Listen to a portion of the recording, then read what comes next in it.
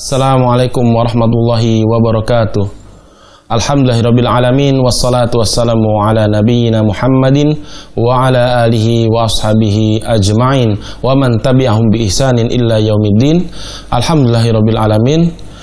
Para pemirsa Ahsan TV dimanapun Anda berada, pada kesempatan ini kita dapat berjumpa kembali di program acara kajian pagi live di studio Ahsan TV yang insya Allah akan masuk pembahasan kitab Al-Adabul Mufrad di hadis ke-196, 197, yaitu menafkahi keluarga dan budak atau pelayan. Pada kesempatan ini kita sudah didampingi oleh pemateri kita, yaitu Ustaz Syarul Fatwa LC Habibullah Ta'ala. Beliau ada di samping saya. Kita sapa terlebih dahulu. Assalamualaikum Ustaz. Waalaikumsalam. Alhamdulillah kabarnya baik Ustaz ya. Baik pemirsa Ahsan TV dimanapun Anda berada, insya Allah di sesi kedua nanti akan ada tanya jawab atau interaktif. Anda bisa melayangkan pertanyaan di nomor 0813-1829-4352 untuk layanan telepon, atau di 0813-1445-5557 untuk pesan singkat atau WhatsApp. Baik, Mr. Ahsan TV, kita langsung menyimak materi yang akan disampaikan Ustaz. Fadhol masykurah. Bismillahirrahmanirrahim. Alhamdulillahirabbil alamin. Wassalatu wassalam ala rasulillah Nabina Muhammadin wa ala alihi wa sahbihi wa man tabi'ahum bi ihsanin ila yaumiddin. Asyhadu an la ilaha illallah wahdahu la syarikalah wa asyhadu anna Muhammadan abduhu wa rasuluhu la nabiyya ba'dah. Qala Allah tabaraka wa ta'ala, ya ayyuhalladzina amanu taqullaha haqqa tuqatih wa la tamutunna illa wa antum muslimun.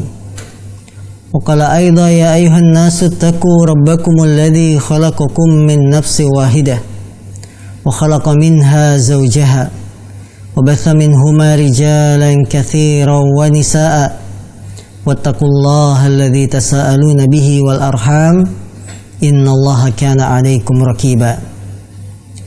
Fa inna asdaqal hadis kitabullah wa khairal hadi hadi Muhammadin sallallahu alaihi wasallam wa syarrul umuri muhdatsatuha fa inna kulla muhdatsatin bid'ah wa kulla bid'atin dalalah wa kulla dalalatin finnar. Saudara-saudariku kaum muslimin yang dimuliakan Allah Subhanahu wa taala, kematian seorang ulama adalah tanda diangkatnya ilmu secara perlahan-lahan dari permukaan bumi.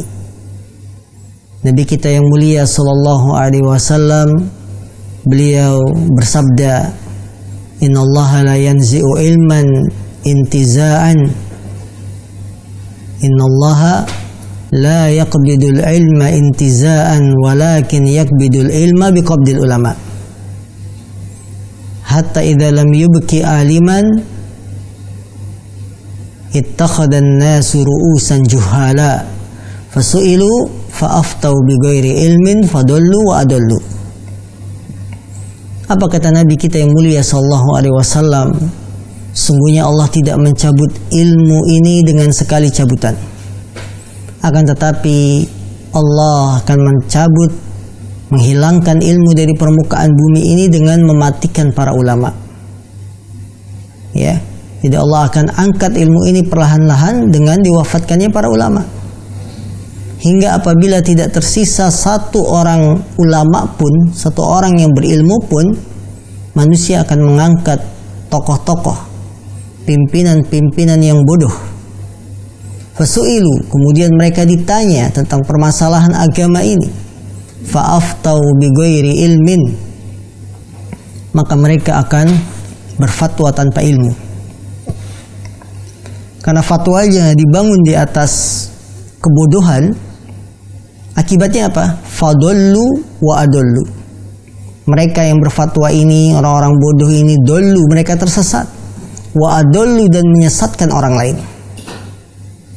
Maka saudara-saudariku kaum muslimin dimanapun Anda berada, selama ilmu ini masih tersebar, masih dapat kita rasakan manfaat ilmu dengan mudah, bersungguh-sungguhlah untuk menuntut ilmu agama. Sebelum ilmu agama ini dicabut dari permukaan bumi, sebelum ilmu agama ini hilang dengan wafatnya, meninggalnya para ulama. Karena ulama mereka orang yang paling takut kepada Allah, yang membawa ilmu yang banyak, menyebarkan agama Islam. Maka ilmu yang dibawa oleh para ulama yang mereka memiliki ilmu banyak dalam hatinya, ketika wafat maka hilang pula ilmu yang dia punya, ilmu yang dia miliki. Karena itu kita bersyukur kepada Allah Subhanahu wa taala selama ilmu ini masih tersebar. Ilmu agama yang bersumber dari Al-Quran dan Sunnah Nabi yang sahih masih dapat kita nikmati dengan mudah. Teruslah belajar, teruslah menuntut ilmu, ya, teruslah mendalami agama yang kita yakini kebenarannya. Karena di zaman sekarang, apabila kita tidak berbekal dengan ilmu, kita akan mudah terperangkap dengan jaring-jaring jerat-jerat setan yang akan melontarkan syubhat-syubhat, yang akan menggiring kita kepada mengikuti hawa nafsu karena tidak didasarkan dengan ilmu. Di zaman sekarang ini yang paling banyak adalah para khutbah, yaitu para tukang khutbah. Sebagaimana dikatakan oleh sahabat Ibnu Mas'ud, ya, akan datang sebuah masa, ya, yang qalla ulama'ukum, sangat sedikit sekali para ulama kalian, wa kathura khutaba'ukum, dan banyak para tukang khutbah di antara kalian. Kita dapat mengetahui perbedaan ulama dengan tukang khutbah, tukang ceramah. Kalau para ulama ceramahnya dibangun di atas dalil, yang keluar adalah qala Allah, firman Allah. Yang keluar adalah qala Rasul, sabda Nabi SAW. Yang keluar dari ceramahnya qala sahabah, ucapan para sahabat, ucapan para ulama. Ini para ulama yang mereka menyampaikan ilmu berdasarkan sumber yang jelas. Tapi kalau tukang ceramah, apa isi ceramahnya? Kisah-kisah, ramalan-ramalan, 2021 nanti akan begini-begini.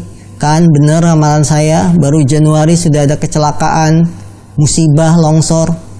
Ya, tidak dibangun di atas ilmu. Tidak berdasarkan qala Allah, firman Allah, atau qala Nabi SAW, dan seterusnya. Ini zaman kita. Maka para penuntut ilmu, kaum muslimin yang mungkin Allah SWT, teruslah belajar. Teruslah membaca buku-buku yang bermanfaat. Karena sumber ilmu diantaranya adalah dengan banyak membaca.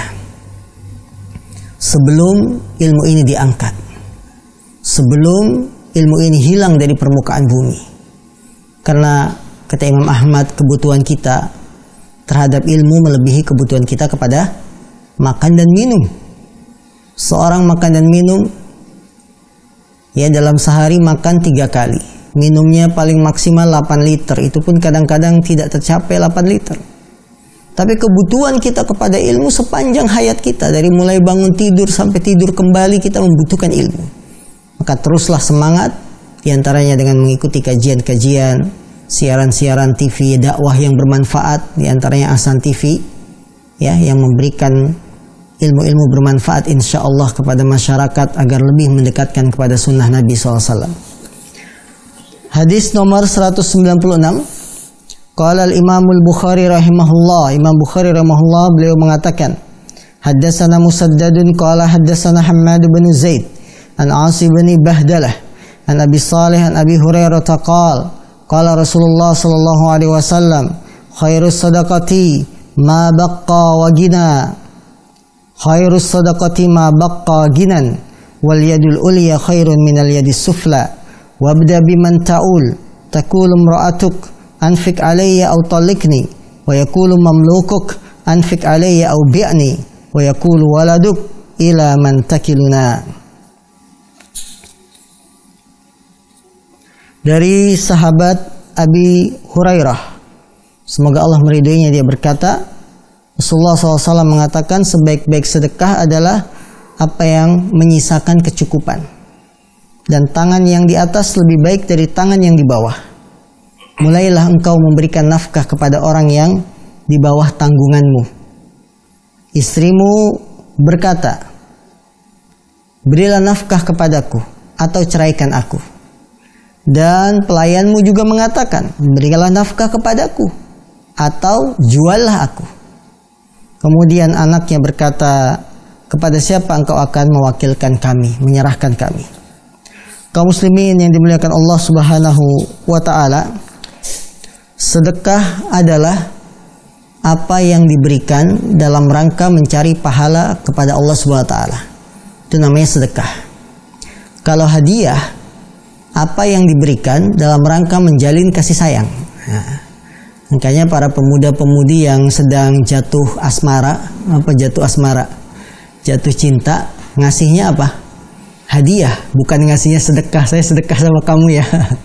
Tidak, karena hadiah itu untuk memberikan, menarik rasa cinta. Kalau hibah, suatu yang diberikan ya dalam rangka tanpa menuntut timbal balik, balasan apapun, ya dia hanya hibah. Ya. Adapun suap, apa yang diberikan dalam rangka memperlancar tujuan yang dia inginkan, itu namanya suap. Maka kita harus bedakan apa itu sedekah, apa itu hadiah, apa itu hibah, apa itu suap, dan apa itu wakaf. Kalau wakaf adalah menyerahkan hal-hal yang bermanfaat, baik berupa barang, sebidang tanah, dan lain-lain, dengan niat pahalanya terus mengalir. Ini yang dikatakan shadaqatun jariyah, pahala yang terus mengalir. Maksudnya adalah wakaf. Ya. Nah, sedekah, apa yang kita berikan dalam rangka mendekatkan diri kepada Allah. Karena sedekah itu dari kata sodaqa, yang artinya dalam bahasa Arab jujur, kejujuran. Maksudnya apa? Ketika kita sedekah, infak, ini menunjukkan kejujuran hatinya. Manusia semuanya suka dengan yang namanya uang, tapi dia sedekahkan. Maka ini menunjukkan kejujuran hatinya bahwa saya lebih memilih hal yang bermanfaat untuk akhirat saya, yaitu dengan sedekah. Walaupun hati saya cinta dengan uang, tapi saya berikan. Itu disebut dengan sedekah. Kemudian Rasulullah mengatakan sebaik-baik sedekah adalah yang mabaqqa ginan, yaitu apa yang sudah dikeluarkan ya masih ada tersisa dalam dirinya. Artinya tidak habis, karena dia harus memberikan nafkah kepada siapa? Istri, kepada pelayan, kepada anak. Ini kewajiban. Mengapa Rasulullah SAW mengatakan sebaik-baik sedekah adalah yang dapat menyisakan kecukupan? Bukankah sedekah itu semakin banyak semakin bagus? Jawabannya tidak demikian. Karena dalam hadis yang lain Rasulullah mengatakan fa'ati kulladzi haqqin haqqah. Maka berikanlah setiap orang yang memiliki hak-haknya. Istri punya hak untuk dapat nafkah, anak punya hak untuk dapat nafkah, pelayan punya hak untuk dapat nafkah. Maka kata Nabi, berikanlah orang-orang yang punya hak itu haknya. Kalau Anda sedekahkan seluruh harta yang kita miliki, kemudian melalaikan tanggung jawab kita pada istri dan anak dan pelayan, tentu ini bukan suatu kebaikan, bahkan berdosa karena meninggalkan kewajiban.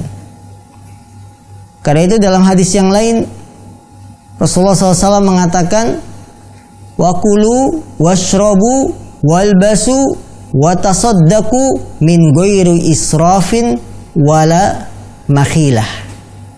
Makanlah kalian, minumlah kalian, pakai bajulah kalian, dan bersedekahlah kalian, tapi min ghairi israf, tidak berlebihan, wala makhilah, dan tidak pula dengan kesombongan. Lihat bagaimana Rasulullah menggandengkan makan tidak boleh berlebihan, minum tidak boleh berlebihan, ya. Kemudian pakai baju tidak boleh berlebihan, sedekah juga tidak boleh berlebihan. Ya, bukan berarti semakin banyak sedekah semakin baik, tidak. Anda punya kewajiban yang lain. Ya. Karena itu kita harus perhatikan apa kewajiban kita. Kemudian Rasulullah mengatakan tangan yang di atas lebih baik dari tangan yang di bawah. Artinya apa tangan yang di atas?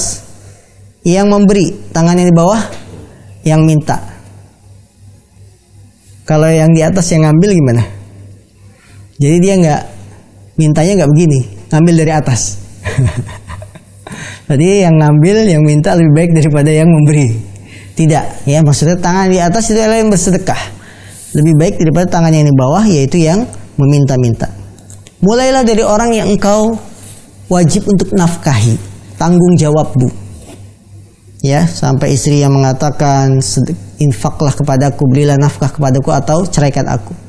Pelayan yang mengatakan berilah nafkah kepadaku atau juallah aku. Ya, maka hadis yang mulia ini memberikan pelajaran pada kita. Yang pertama, wajibnya memberi nafkah kepada istri, kepada anak dan kepada pelayan. Nafkah kepada istri kewajibannya sudah ditegaskan di dalam Al-Quran. Allah Subhanahu wa taala berfirman, liyunfiq dzu sa'atin min sa'atih. Hendaklah orang-orang yang memiliki keluasan untuk memberikan nafkah sesuai dengan keluasannya. Suami wajib memberi nafkah kepada istri sesuai dengan kemampuan. Yang menjadi standar nafkah adalah kecukupan, bukan dengan nominal. Karena masing-masing orang tentu akan berbeda standar kecukupannya. Ya. Dan memberi nafkah selain cukup juga ma'ruf dengan cara yang baik. Maka tidak ada patokan nominal nafkah itu harus sekian dan sekian. Tentunya akan berbeda satu daerah dengan daerah yang lain. Daerah-daerah pedalaman yang barang-barang masih susah masuk tentunya akan sangat besar nilai harga barang tersebut akan tinggi. Maka nafkahnya berbeda dengan orang-orang yang dekat dengan pasar, ya, daerah yang mudah barang-barang masuk.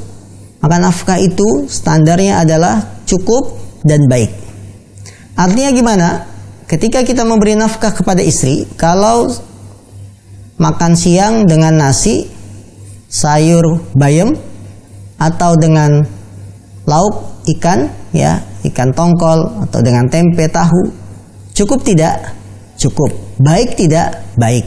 Walaupun sederhana seperti itu. Kalau kita memberi makan istri bukan dengan nasi, nasinya diganti dengan pasir, ya. Kemudian sayurnya diganti dengan rumput. Apakah itu baik? Tidak baik. Maka patokan dalam memberi nafkah adalah kecukupan dan baik. Dan yang menjadi standar adalah kemampuan suami, bukan keadaan istri. Andaikan si istri ini dari orang yang berada, menikah dengan suami yang pas-pasan, maka yang menjadi patokan adalah kemampuan suami, bukan dilihat dari keadaan istrinya. Si suami harus memenuhi, saya dulu di rumah orang tua 4 sehat 5 sempurna. Setiap makan harus ada susu, ada buah dan seterusnya. Ketika menikah sama kamu, buahnya ganti kedong-dong. Ya, tidak. Jadi yang menjadi standar adalah kemampuan dari suami. Karena itu wahai para suami, Anda sebagai pemimpin rumah tangga, Allah SWT berfirman, ar-rijalu qawwamuna 'alan nisa. Para laki-laki, para suami, qawwam, mereka adalah yang memimpin para istri di rumah. Maka laksanakan tanggung jawab ini dengan keikhlasan, dengan niat mendekatkan diri kepada Allah ketika kita mencari nafkah untuk menafkahi anak, istri dan pelayan. Ya, kita berangkat kerja di rumah sudah menghadirkan niat, ini kewajiban saya, ini kewajiban yang Allah wajibkan kepada saya sebagai seorang laki-laki, sebagai seorang suami. Maka para suami bergerak, jangan malas. Jangan di rumah kerjaannya hanya tidur, kerjaannya hanya main batu akik, kerjaannya hanya main burung. Ya, sementara istrinya yang bekerja keras keliling, jualan hal-hal yang kecil demi menafkahi anak-anaknya. Ini sebuah pelanggaran dan dosa besar bagi seorang suami bila dia tidak menafkahi istri dan anaknya. Tidak ada alasan dengan situasi pandemi saat ini. Karena rizki Allah itu terbuka lebar luas. Dan kita ketika mencari rizki, gantungkan rizki kita itu di langit. Jangan di permukaan bumi. Apa kata Allah SWT dalam Al-Quran? Wa fis sama'i rizkukum wa ma tu'adun. Dan di langitlah rizki kalian dan apa yang dijanjikan untuk kalian.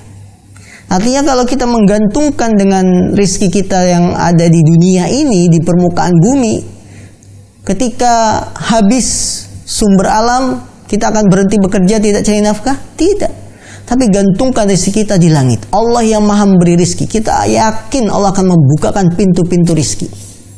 Ya, berbeda dengan sebagian para suami ketika menggantungkan rezekinya dengan yang ada di dunia.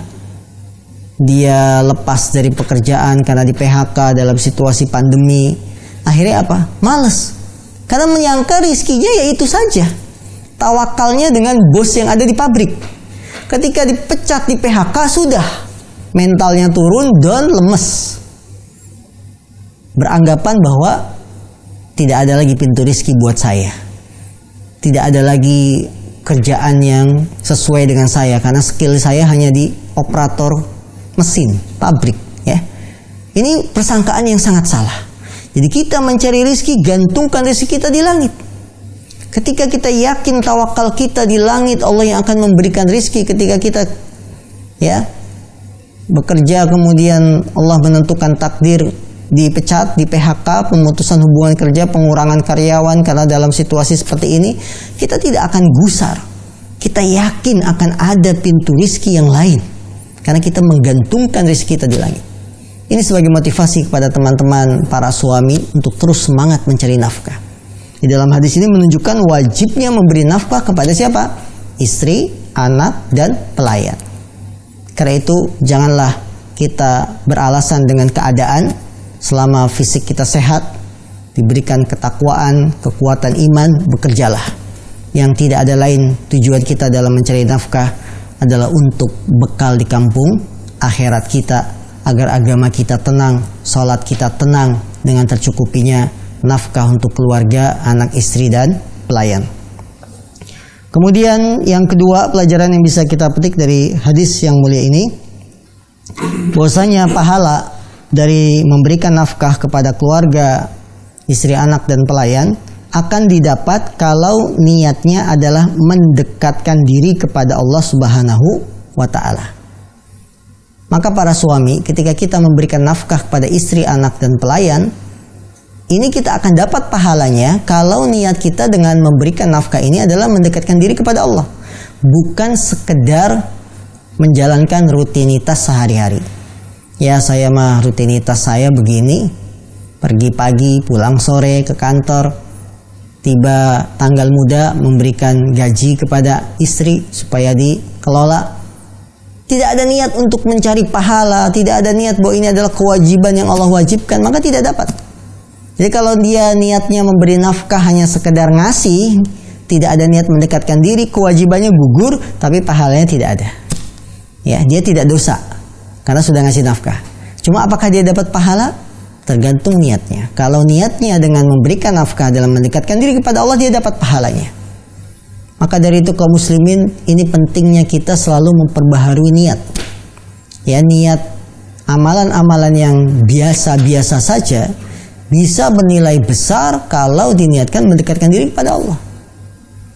Kita makan nih, sarapan, makan siang, makan malam, itu kan rutinitas, artinya memang kebutuhan badan. Tapi coba kalau diniatkan saya sarapan supaya bisa aktivitas ngantor saya semangat, nanti makan siang supaya saya lebih kuat dalam bekerja karena masih panjang waktu pulang kerjanya. Nah seperti itu. Jadi hal-hal yang sifatnya rutinitas sehari-hari bisa bernilai pahala kalau kita niatkan mendekatkan diri kepada Allah Subhanahu wa Ta'ala, tidak terkecuali dalam hal memberi nafkah. Kemudian pelajaran yang bisa kita petik pula dalam hadis yang mulia ini, bahwa seorang manusia akan diberi pahala ketika menunaikan nafkah yang wajib dia berikan. Ya, seorang manusia akan diberi pahala ketika dia menunaikan nafkah yang wajib dia tunaikan. Karena nafkah itu wajib kita tunaikan, maka dia akan diberi pahala ketika dia melaksanakannya dengan niat mendekatkan diri kepada Allah Subhanahu wa Ta'ala. Pelajaran juga dari hadis yang mulia ini, bahwa sebaik-baik sedekah adalah yang menyisakan kecukupan. Ya, ketika dia tidak menghabiskannya, sehingga dia tidak menyesal dengan sedekah dan nafkah yang infak yang dia telah berikan. Jangan sampai kita menyerahkan semua harta milik kita dengan niat sedekah, tapi setelah itu menyesal. Pulang ke rumah, muring-muring cerita, saya menyesal tadi sedekah ke masjid, baru gajian, amplop sama slip-slipnya saya kasihkan semua. Nyesel, sehingga tidak ada sisa untuk bulanan buat keluarga. Ini tidak boleh. Sebaik-baik sedekah itu meninggalkan kecukupan. Artinya nafkah untuk istri masih aman, anak bayaran sekolah masih aman, walaupun dalam kondisi seperti ini, listrik, air, ya masih aman, karena ini semuanya kebutuhan kita.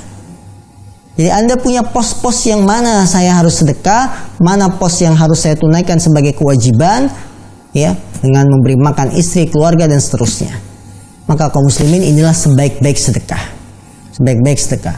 Kalau kita sudah cukup, memberi makan istri cukup, anak cukup, buat biaya sekolahnya, pelayan cukup, kemudian ada tersisa, ya, di samping juga kita sudah menyimpan sedikit untuk jaga-jaga kesehatan dan lain-lain, ada, kemudian kita poskan untuk sedekah, maka itu adalah sebaik-baik sedekah.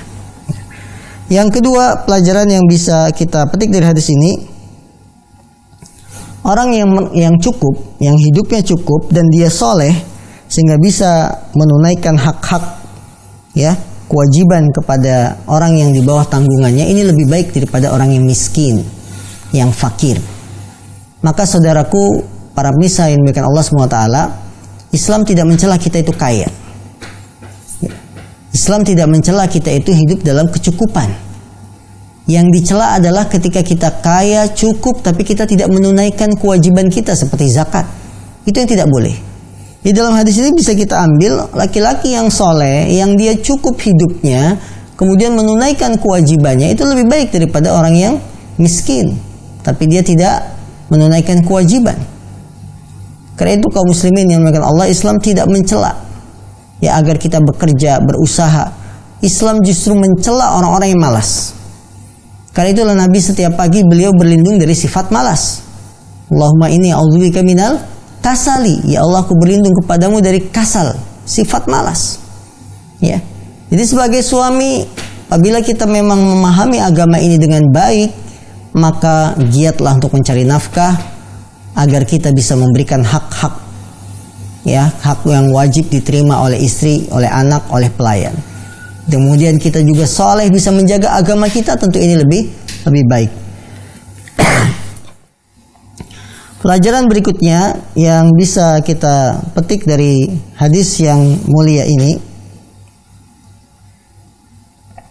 penjelasan bahwa orang yang paling utama untuk diberi nafkah adalah orang-orang yang langsung berada di bawah tanggungan kita. Jadi kalau dibandingkan pilihan, saya ngasih sedekah sama istri atau sama orang yang lewat, nah, yang suka minta-minta di lampu merah, ya, ketika uang kita terbatas, kalau saya kasih ke orang yang minta-minta tapi tidak bisa menafkahi istri, maka tentunya yang paling utama kita berikan nafkah adalah siapa? Keluarga kita, yaitu istri, kemudian anak, dan seterusnya. Ya, hal ini kadang menjadi permasalahan di keluarga. Pak Ustadz, suami saya penghasilannya pas-pasan, tapi tiap bulan suami saya selalu ngasih sedekah kepada saudara kandungnya. Padahal saudara kandungnya tidak miskin-miskin banget. Sementara kami dengan suami selalu memberikan bulanan sedekah kepada saudara kandungnya. Kami hidupnya jadi ngepas, bahkan mepet. Belum tanggal tua sudah habis, ya. Nah ini, maka kaum muslimin yang dimuliakan Allah SWT, sebagai seorang suami, kita bisa melihat mana prioritas yang harus kita utamakan. Kewajiban yang lebih utama kita tunaikan.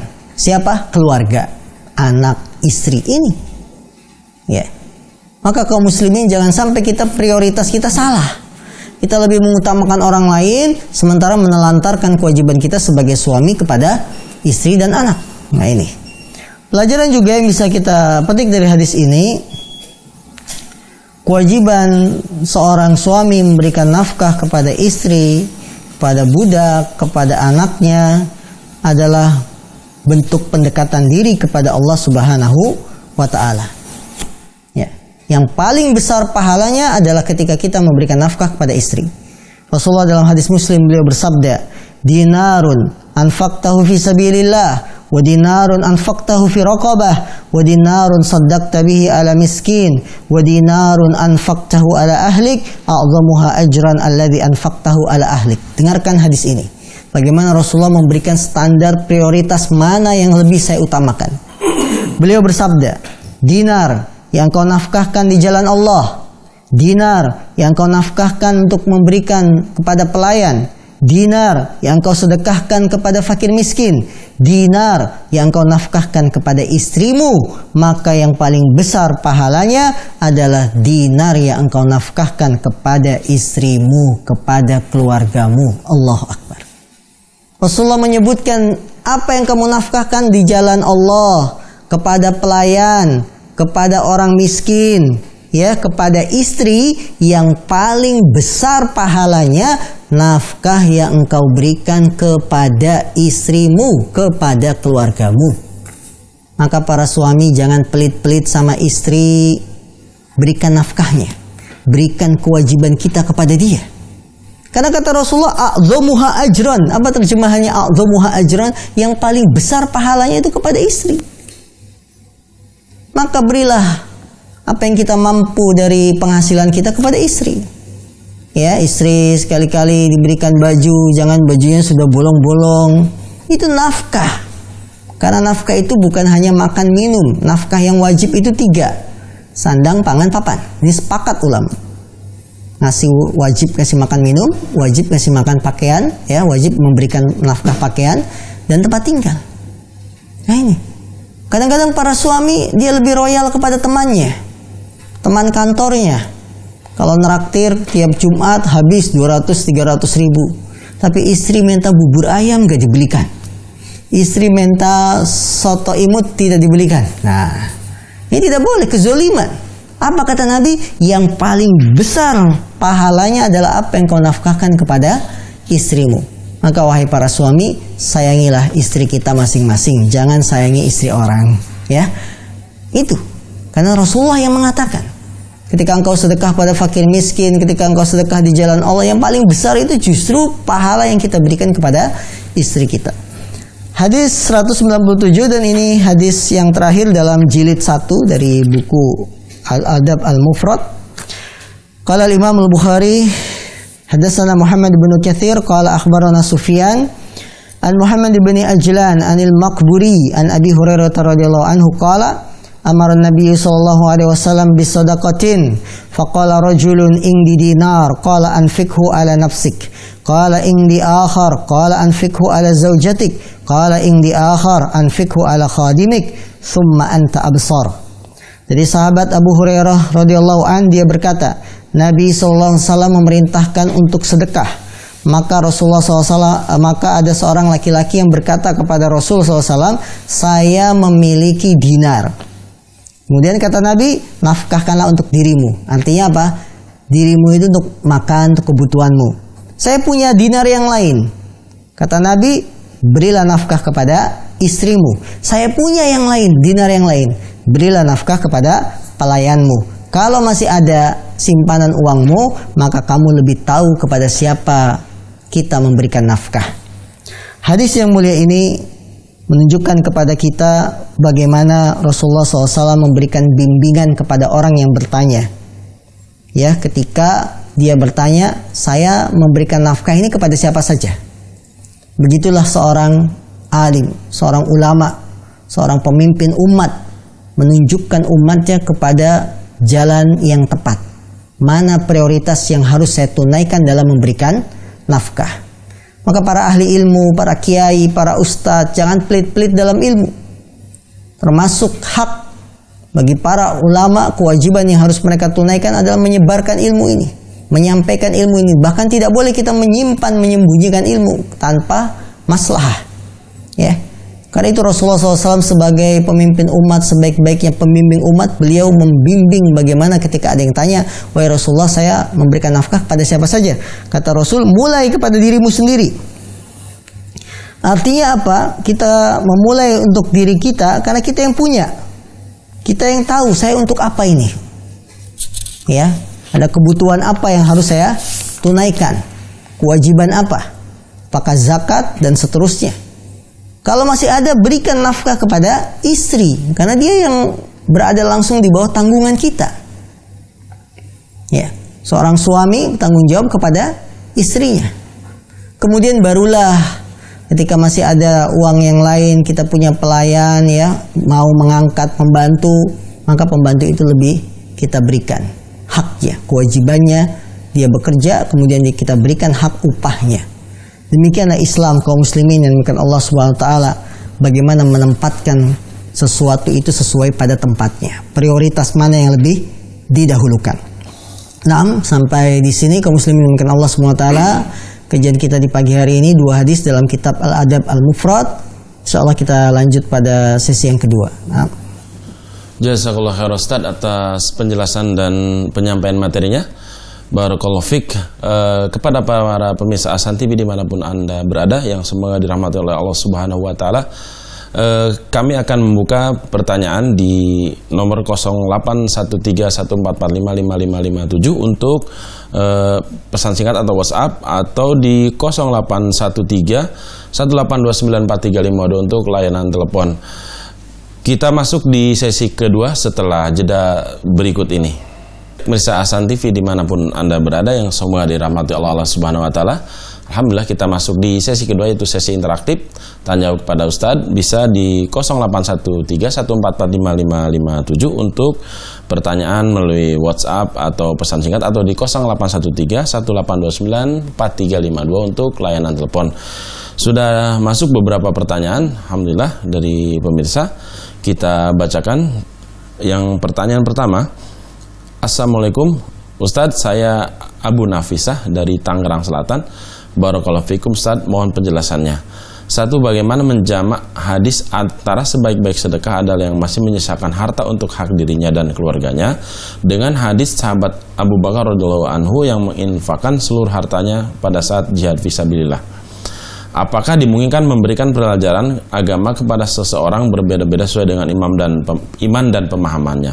Karena apabila kebanyakan kita disarankan melakukan seperti apa yang dilakukan oleh sahabat Abu Bakar radhiyallahu anhu, maka akan lebih menimbulkan mudarat atau bagaimana? Syukran wa jazakumullah khairan Ustaz. Baik, hadis yang baru saja kita baca bahwa sebaik-baik sedekah adalah apa yang menyisakan kecukupan ya untuk keluarga dan istri anak kita, dengan hadis Abu Bakar yang dia menginfakkan seluruh hartanya. Ya, ketika Umar bin Khattab mengatakan aku tidak pernah bisa mengalahkan Abu Bakar. Ya, dalam sholat, puasa dan lain-lain termasuk dalam sedekah. Ketika Umar sedekah setengah harta, justru Abu Bakar menyedekahkan semua hartanya. Tapi dalam hadis ini ada kelanjutannya. Apa yang kau sisakan untuk keluargamu? Ya. Di sini ada isyarat bahwa Nabi tetap menganjurkan ada yang sisa untuk keluargamu. Sampai Nabi itu nanya, apa yang kau sisakan untuk keluargamu? Abu Bakar mengatakan, Allah dan Rasul yang saya sisakan.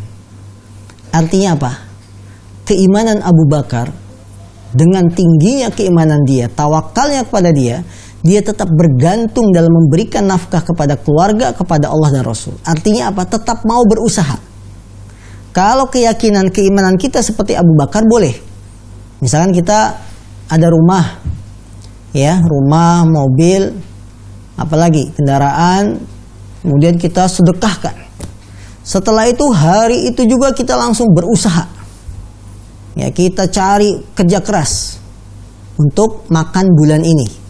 Tidak ada mengapa kalau keimanan kita seperti keimanan Abu Bakar As-Siddiq. Namun ketika kita melakukan itu justru lebih memadorotkan, maka tidak boleh. Ini cara menggabungkan antara dua hadis yang hari ini kita baca dengan keterangan hadis Abu Bakar yang menyedekahkan seluruh hartanya. Artinya kalau iman kita seperti imannya Abu Bakar, tafadhol, silakan. Tapi siapakah di antara kita yang mampu menandingi imannya Abu Bakar? Ya, justru yang ada apa? Kita akan terseok-seok, lebih memadorotkan, tidak menunaikan kewajiban pada anak istri, justru berdosa, maka tidak boleh kita menafkahkan, menginfakkan seluruh harta yang kita miliki. Nah, Allah. Jazakallahu Ustaz atas jawabannya. Barakallahu fik. Kita lanjut ke pertanyaan berikutnya. Bismillah, assalamualaikum warahmatullahi wabarakatuh. Waalaikumsalam. Afwan Ustaz, saya Anna dari Bogor mau bertanya. Yang pertama, benarkah bahwa menantu laki-laki tidak berhak menafkahi orang tua perempuan, mertua? Yang kedua, sedangkan ke orang tuanya sendiri, orang tua dari anak laki-laki tersebut selalu diberikan, termasuk memberikan kepada keluarga yang lainnya. Mohon penjelasan. Syukran jazakallahu khairan. Baik. Menantu apakah wajib memberi nafkah kepada mertuanya? Kalau dikatakan tidak berhak, ini ucapan yang keliru. Menantu tidak berhak menafkahi mertua. Ini ucapan yang keliru. Ya. Menantu tetap diperintahkan berbuat baik kepada orang tua istri. Apakah itu dengan memberi nafkah ataukah dengan bersikap sopan santun kepada mertuanya. Maka kalau dibandingkan, si menantu ini punya orang tua kandung yang keadaannya pas-pasan bahkan kekurangan, maka sebagai anak laki-laki dia wajib memberi nafkah kepada orang tuanya. Kemudian jika tersisa maka dia boleh memberikan nafkah kepada ibu mertua, bapak mertua, kalau memang dia memiliki kecukupan tentang hal itu. Bukan berarti tidak berhak, ya. Dia boleh-boleh saja dianjurkan untuk berbuat baik kepada ibu mertua, tapi bukan sebuah kewajiban yang nilainya sama seperti kewajiban kepada orang tua kandung. Bukan berarti dia dilarang, tidak. Tidak berhak kan berarti dilarang, enggak. Boleh menantu memberi nafkah kepada ibu mertuanya, bahkan direncanakan. Kalau saya bulanan memberikan nafkah kepada orang tua kandung sekian, kemudian penghasilan saya sekian, dibagi, dipotong untuk makan, minum, biaya sekolah, listrik bulanan, makan, sisa ada sekian. Saya ingin membantu kepada ibu mertua, boleh. Tapi ketika suami tidak ada kemampuan, ngasih orang tua juga pas-pasan, kemudian keluarga, istri, anak, makan minumnya aman, SPP-nya aman, setelah itu tidak ada tabungan sisa, maka bicarakan baik-baik dengan istri, mohon maaf ya bulan ini kita sedang banyak pengeluaran karena kemarin anak sakit dan lain-lain, ya, tidak bisa memberikan sedikit bantuan kepada mertua. Seperti itu. Bukan berarti tidak berhak, artinya si menantu ini menahan diri, enggak, saya enggak ada kewajiban. Enggak ada kewajiban bukan berarti tidak boleh memberikan perbuatan baik ya kepada ibu mertua atau bapak mertua kita. Nah, Masya Allah, jazakallahu Ustaz atas jawabannya. Kita lanjutkan ke pertanyaan dari pemirsa berikutnya. Assalamualaikum. Semoga Allah selalu memberikan kesehatan kepada Ustaz dan keluarga. Dari Bapak Holi di Cikarang. Mohon maaf Ustaz, keluar dari tema. Ketika saya menemukan uang kecil di tempat kerja saya, yang mana jumlah karyawan sangat banyak, tetapi sudah diumumkan ke beberapa kali terdekat dari tempat temuan, tetapi tidak ada yang mengakuinya. Bolehkah saya infakkan, sedekahkan untuk niat semoga Allah memberi kepala kepada si milik uang tersebut kelak di akhirat? Jazakallahu khairan Ustaz. Baik, barang temuan itu ada 3 keadaan. Keadaan yang pertama adalah barang yang berharga menurut ekonomi manusia pertengahan. Ya, barang berharga menurut ekonomi manusia pertengahan. Artinya kalau barang ini hilang, manusia yang berada di level ekonomi pertengahan dia akan merasa kehilangan bahkan mencari. Ini disebut barang berharga. Nah, barang berharga ini tidak boleh diambil, ya, bukan milik kita. Kita harus umumkan selama setahun. Bila setahun tidak ada yang mengaku, maka barang itu milik kita. Tapi harus diumumkan selama setahun. Ini namanya barang berharga. Yang kedua, barang yang nilainya tidak berharga menurut ekonomi pertengahan, bukan menurut ekonomi yang level atas. Menurut orang level atas, ya uang 50.000 hilang dia nggak akan cari-cari keliling masjid. Tapi ekonomi pertengahan dalam masa pandemi ini 50.000 hilang, minimal kita nanya ke teman, tadi ngelihat uang jatuh nggak? Berarti apabila ada barang yang menurut ekonomi pertengahan tidak berharga, maka boleh langsung diambil. Contoh 500 perak, 200 perak masih ada nggak? Masih ada ya. Koin 200 perak. Menurut ekonomi pertengahan, kalau kita hilang koin 200 perak, kira-kira kita nyari keliling komplek rumah nggak? Tidak. Berarti barang itu tidak berharga. Selama kita tidak tahu pemiliknya, maka barang yang tidak berharga boleh langsung diambil tanpa diumumkan. Tapi kalau barang itu berharga harus diumumkan. Kalau tidak ada juga, maka itu bisa menjadi milik kita. Contoh misalkan menemukan jam tangan. Ya, jam tangannya bagus, mereknya juga bagus, harga-harga 200.000, ini harus diumumkan. Tidak boleh langsung kita pakai. Jika ada yang mengaku dan dia cocok menyebutkan sifat-sifat barang yang kita pegang, maka berikan kepada yang mengaku. Tapi jika setahun tidak ada yang mengaku, barang itu menjadi milik kita. Ini khusus untuk barang-barang yang berharga. Adapun barang yang tidak berharga, yang tidak punya nilai, boleh langsung kita ambil selama tidak mengetahui siapa pemiliknya. Nah, wallahu a'lam. Baik Ustaz, jazakallahu khair atas jawabannya. Kita lanjut pada pertanyaan berikutnya. Bismillah, assalamualaikum Pak Ustaz. Mana yang didahulukan, memberi kepada orang tua atau kepada istri dan keluarga? Dari Eman dari Cikarang. Syukran Ustaz. Baik, ketika kita dihadapkan pada pilihan, saya wajib memberi nafkah kepada orang tua atau kepada istri, keluarga, maka jawabannya Anda wajib memberi nafkah kepada istri, kepada keluarga. Karena itu Rasulullah mengatakan ibda biman ta'ul, mulailah kepada orang yang berada di bawah tanggung jawab kita. Ya, di antara paling dekat dengan tanggung jawab kita siapa? Istri, anak. Ya, bagaimana dengan orang tua? Orang tua ketika kita masih ada kelebihan, berikanlah kepada orang tua. Atau sebaik-baiknya kita bagi pos untuk keluarga sekian, orang tua sekian, sedikit walaupun tidak banyak, sedikit tetap kita berikan. Ya, seperti itu.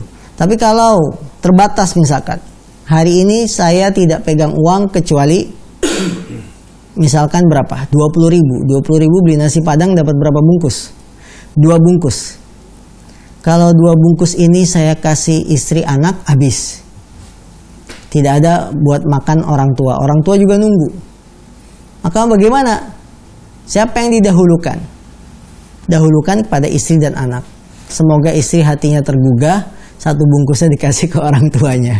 Ya, seperti itu. Jadi kita mulai terhadap orang yang paling dekat. Karena itu kata Rasulullah, yang paling besar pahalanya adalah yang engkau nafkahkan untuk ala ahlika, kepada keluargamu, yaitu istrimu. Nah, Masya Allah. Jazakallahu Ustaz atas jawabannya. Masih kita lanjutkan, ada masih beberapa pertanyaan yang masuk ke WhatsApp kami. Assalamualaikum Ustaz. Dari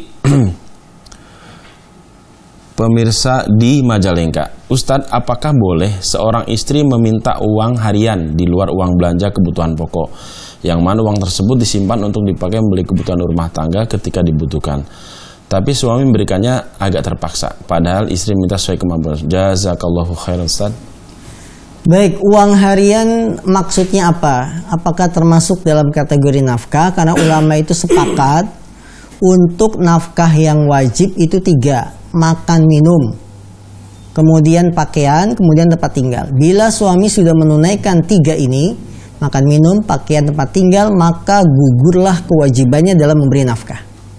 Ya, gugur kewajibannya dalam memberi nafkah. Uang harian ini ditujukan untuk membeli kebutuhan rumah. Para ulama selain 3 ini, itu mereka berselisih pendapat. Di antaranya apa? Membelikan istri perlengkapan berhias, ya, make up, eyeshadow, kemudian eyeliner, lipstick, bedak, lip gloss, dan seterusnya. Apakah ini kewajiban suami? Ini di luar yang 3. Maka ulama berselisih pendapat. Ada yang mengatakan iya, ada yang mengatakan hanya dianjurkan. Begitupun kebutuhan rumah, misalkan P3K, pengobatan, minyak kayu putih, GPU. Ya, apakah ini kewajiban suami juga harus ada di rumah? Para ulama mengatakan tidak. Jadi yang sepakat itu cuma 3. Nafkah yang wajib suami tunaikan: makan, minum, pakaian, tempat tinggal. Bila suami sudah memenuhi ini, walaupun tempat tinggal yang kontrak, maka kewajiban nafkahnya sudah gugur. Lebih dari itu, beli gayung, beli ini, beli itu, kebutuhan rumah, maka bukan sebuah kewajiban, namun termasuk perbuatan baik kepada istri, kita memperhatikan kebutuhan rumah. Rumah, kamar mandi butuh di kosrek, apa pakai sabun, apa pakai membersih lantai, suami menyediakan, memberikan. Ini termasuk perbuatan baik kepada istri. Maka para suami jangan terpaksa ketika saya kan sudah ngasih makan minum, sudah berikan pakaian, ada tempat tinggal walaupun ngontrak, ya saya nggak wajib ini memberikan soklin, sunlight, tidak seperti itu. Ya itu termasuk perbuatan baik kepada istri. Maka ini bisa dibicarakan antara suami dan istri Anda. Nah. Baik, jazakallahu Ustaz atas jawabannya. Sementara ini ada penelpon masuk, silakan. Ya, assalamualaikum. Assalamualaikum. Oh, mau terputus ternyata. Baik, kita lanjutkan Ustaz di pertanyaan berikutnya. Mungkin 2 pertanyaan lagi. Assalamualaikum Ustaz. Hamba Allah di Tambun, Bekasi mau bertanya. Saya bekerja di perusahaan farmasi. Di perusahaan saya melarang karyawannya melihara jenggot.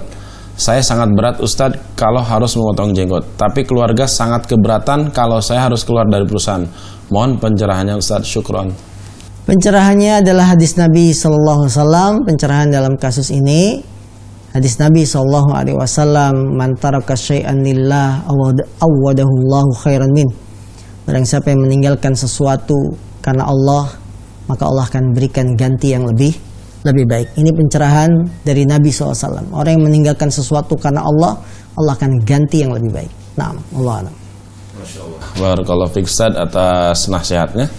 Kita lanjut satu pertanyaan berikutnya dari Ahikus Nenda di Cibitung.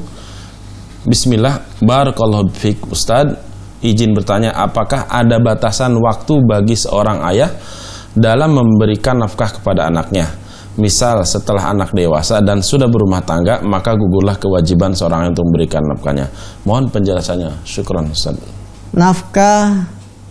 Nafkah orang tua kepada anak, ya apabila anak itu anak perempuan, ketika dia sudah menikah, maka kewajiban nafkah beralih kepada suaminya.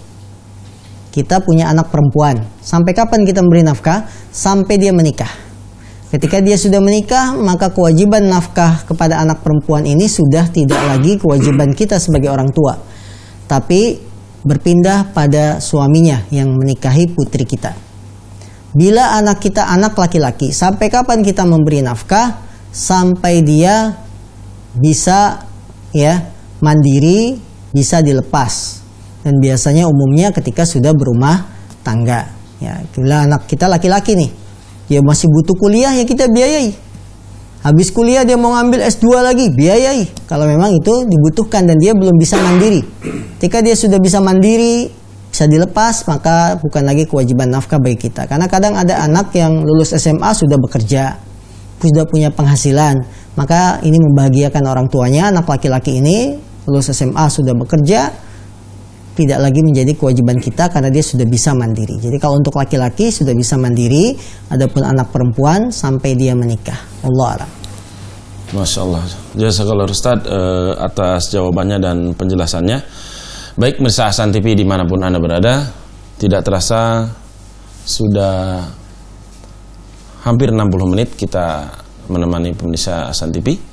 Baik, penjelasan materi dari Ustaz yang sudah disampaikan yaitu tentang keutamaan atau menafkahi keluarga dan budak atau pelayan. Kemudian sesi tanya jawab interaktif, yaitu interaktif antara pemirsa dengan Ustadz. Alhamdulillah sudah beberapa pertanyaan yang sudah dijawab oleh Ustadz.